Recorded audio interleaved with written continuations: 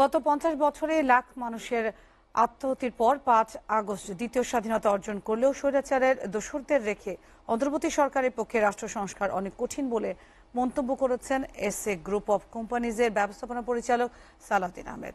তিনি বলেন, গত 16 বছর দেশের মানুষের গণতান্ত্রিক অধিকার এবং বাক স্বাধীনতা হরণ করেছে আওয়ামী লীগ সরকার। এমন বাকশাল যেন আর না আসে, সেজন্য সংবিধান নতুন করে সাজানোর আহ্বানও জানান তিনি। শুক্রবার নোয়াখালীর সোনাইমুড়িতে বন্যায় ক্ষতিগ্রস্ত মানুষদের মাঝে পঞ্চম দিনের মতো খাদ্য সহায়তা তুলে দিয়ে এসব কথা বলেন এসএ গ্রুপের কর্ণধার সালাউদ্দিন আহমেদ। নোয়াখালী থেকে টিএইচ মুসলিমের ক্যামেরায় হেদায়েতুল্লাহ সীমান্তের প্রতিবেদন। ছুটছে এসএ পরিবহন পার্সেল অ্যান্ড কুরিয়ার সার্ভিসের তানরাহি গাড়ি। নোয়াখালীর সোনাইমুড়ি উপজেলায় বন্যা কবলিত মানুষের মাঝে খাদ্য সহায়তা দিতে এক ইউনিয়ন থেকে অন্য ইউনিয়নে ছুটছে এসএ গ্রুপ অব কোম্পানিজ পরিবার। গত 5 দিন ধরেই স্থানীয় জনপ্রতিনিধি, রাজনৈতিক ব্যক্তিবর্গ ও বৈষম্য বিরোধী ছাত্র সমাজকে সাথে নিয়ে বন্যায় ক্ষতিগ্রস্ত মানুষের মাঝে মানবতার হাত বাড়িয়ে দেন এসএ গ্রুপের কর্ণধার সালাউদ্দিন আহমেদ। গত 40 বছর ধরে দৃষ্টান্ত স্থাপন করা একজন সালাউদ্দিন আহমেদকে জনপ্রতিনিধি হিসেবে দেখতে চান সোনাইমুড়িবাসী। এরকম মানুষকে আপনার সামনে জনগণকে দেখতে চান কি? ইনশাআল্লাহ। উনি তো আমাদের এলাকায় এমপি মন্ত্রী হলে তো আমাদের গৌরব, আমাদের দরকার।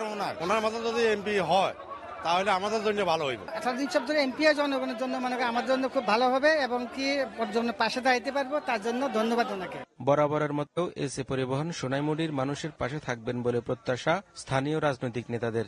আমাদের ইউনিয়ন বিএনপির পক্ষ থেকে ওনাকে স্বাগত জানাচ্ছি এবং ওনার এই আত্মমানবতার সভায় বন্যা দুর্গতের পাশে দাঁড়ানোর জন্য আমরা আমাদের এলাকাবাসীর পক্ষ থেকে 8 নং সোনাপুরবাসীর পক্ষ থেকে ওনাকে আন্তরিক ধন্যবাদ জানাচ্ছি। করোনাকালীন এই অঞ্চলে সেবা করেছেন, দান করেছেন।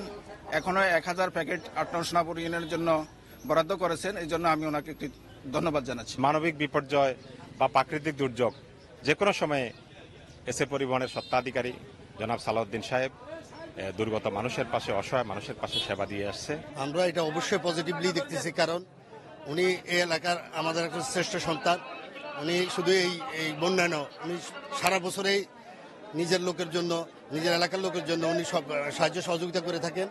উনি শুধু দলের একজন, উনি যে দলে করুক কিন্তু উনি আমাদের এলাকার গর্বিত সন্তান। আমরা এই জন্য ওনাকে ধন্যবাদ জানাই।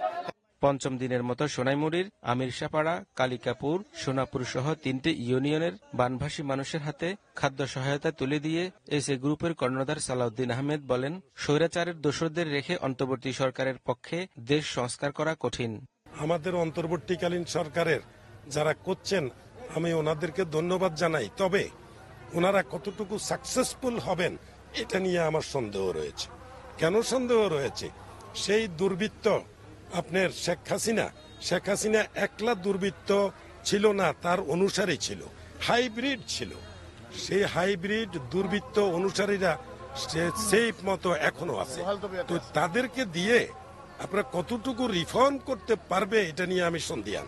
তিনি বলেন, দেশে গণতন্ত্র, মানবাধিকার, বাক স্বাধীনতা ফিরিয়ে আনতে সংবিধান নতুন করে সাজানোর বিকল্প নেই।